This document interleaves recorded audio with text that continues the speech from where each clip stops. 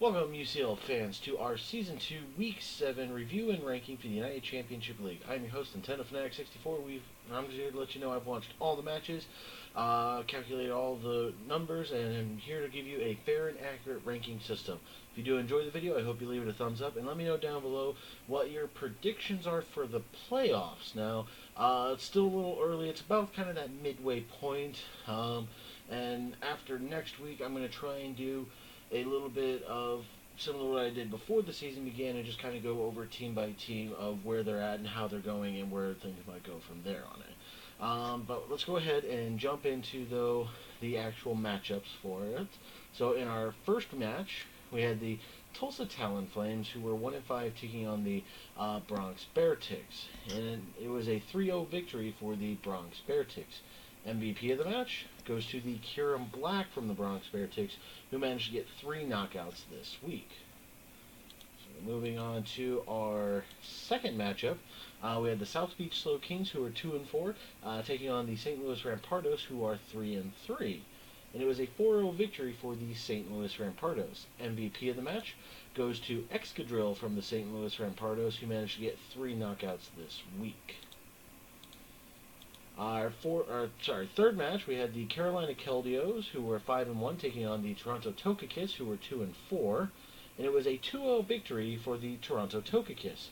MVP of the match goes to Jirachi from the Toronto Tokakis, who managed to get 2 knockouts this week.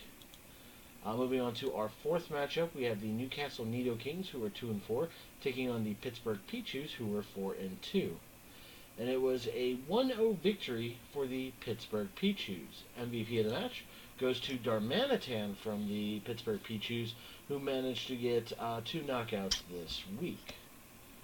Moving on to our fifth matchup, we have the Real Maril, who are 5-1, taking on the Manchester Magnazones, who are 3-3. And it was a 5-0 victory for the Real Maril. MVP of the match went to the Megalodios from the Real Maril, who managed to get 4 knockouts this week. So moving on now to our sixth matchup, we had the Grand Canyon Greninjas taking on the Philadelphia for Alligators. Both teams, of course, 1-5, each looking for that second win. And it was a 3-0 victory for the Philadelphia for Alligators. MVP of the match goes to Roselia from the Philadelphia for Alligators, who managed to get 2 knockouts this week.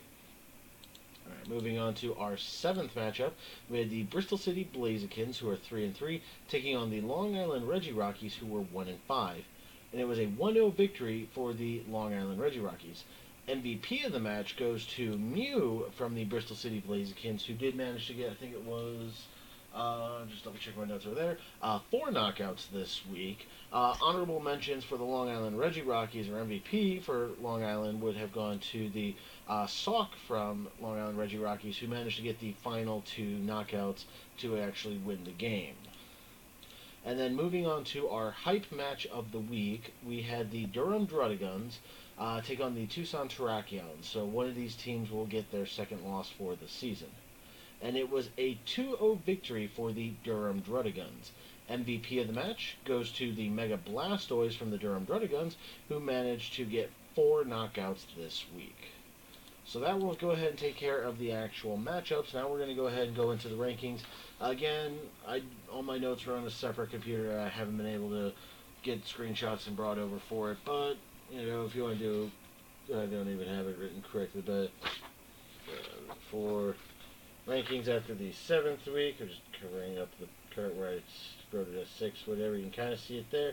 But I'm going to go ahead and read them off anyway. So, and let's see, we had, I think for the first time as well, because I don't think last week, let's see, last week we had a tie with differentials, but this week we have 16 straight ones, no tie for any places this time. So 16th place we have the Grand Canyon Greninjas, whose record is now 1-6 and have a differential score of -14. In 15th place we have the Tulsa Talon Flames, whose record is 1-6 and a differential score of -10. In 14th place we have the South Beach Slow Kings, who are 2-5 with a differential score of -14. In 13th place we have the Philadelphia for Alligators, who are 2-5 and a differential score of -12.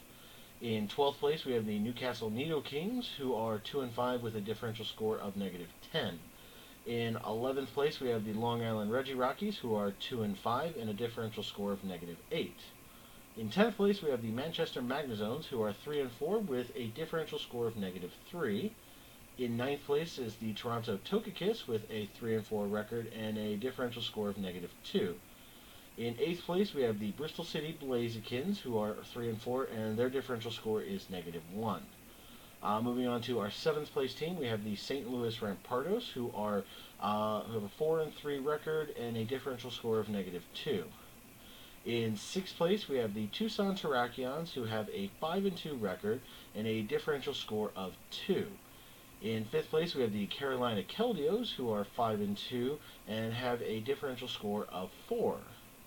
In 4th place, we have the Pittsburgh Peaches, who have a 5 and 2 record with a differential score of 10. In 3rd place, we have the Durham Druddigons, who are 6 and 1 with a differential score of 11. In 2nd place is the Bronx Bearticks, who are 6 and 1 with a differential score of 16.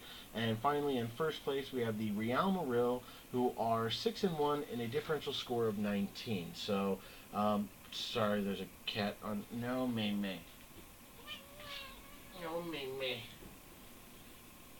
Not right now. Sorry, cat on the keyboard. So, but that's gonna go ahead and do it for that.